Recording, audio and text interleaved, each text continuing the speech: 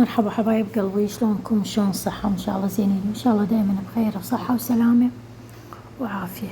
هنا مثل ما تشوفون راح أسوي وياكم كيك بالشوكولاتة كلش طيبة ويت قهوة ورا الفطور. هنا مثل ما بدينا عندنا 3 بيضات، وعندي كوبين ونص من الطحين، ونص كوب من الكاكاو المر، وخاشوقة صغيرة من السكافيل أو القهوة المرة، و2 كمبودر، وكوب إلا ربع من الزيت، وكوب إلا ربع من السكر، وكوب كامل من الحليب. طبعا قصدكم كلهم بهذا الكوب القياسي مثل ما تشوفون وياي بالصورة.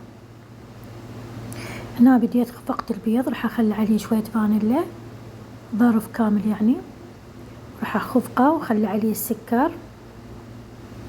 هذا كوب إلا ربع من الشكر أو السكر، راح أخلطها شوية إلى أن تتجانس كل المكونات.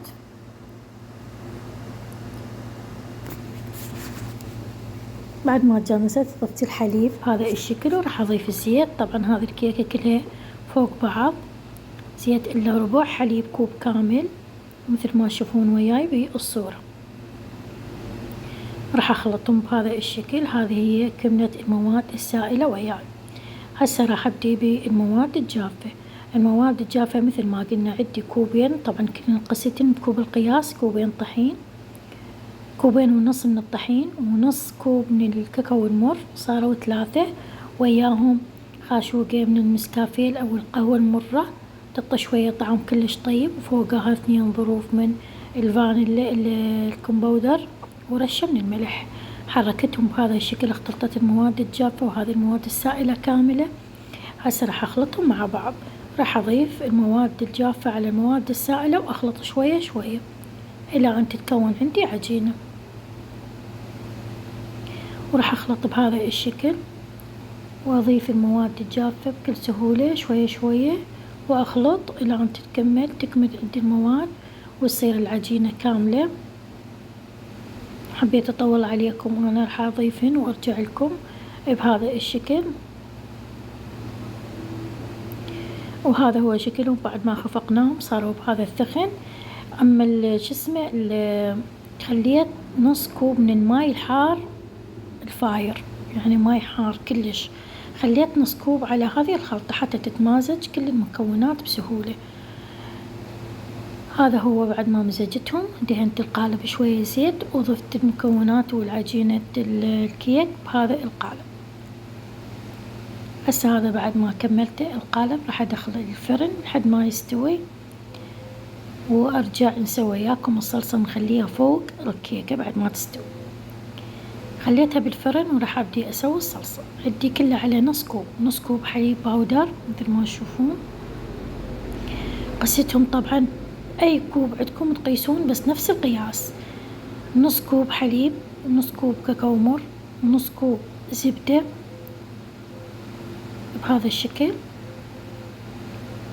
ونص كوب حليب مكثف أو تحطون حليب باودر أو حتى حليب السكر العادي مالتنا بس يراد لخفق كلش هواي، نص كوب حليب سائل بهذا الشكل. وهنا أنا راح أخلي هاي الإضافة الحلوة. خليت شوية من هاي القهوة مثل ما قلت لكم النسكافيه المرة، خليت خاشوقة مالت شاي على مود تعطي نكهة كلش طيبة بطعم الصلصة والكيكة. خليت بالكيك منها وخليت بالصلصة. هسه راح أخلطهم بهذا الشكل إلى أن تتمازج كل المكونات وتصير عندي صلصة كلش حلوة، ونتم بها الكيكة أو نخليها على الوجه بهذا الشكل. هسه هذه الكيكة بعد ما طلعت من الفرن، شايفين العود شلون يطلع نظيف وكل شي ما بيه. راح أثقبها بهذا الشكل. إذا طلع العود نظيف معناها استوت. بهذا الشكل ثقبنا الكيكة كلش زين. راح أضيف هذه الصلصة سويتها وياكم كلش طيبة هذه الصلصة، راح أضيفها وأوزعها على كل الكيكة. حنزل طبعا هذه المواد كلها السائلة، وزعتها بهذا الشكل.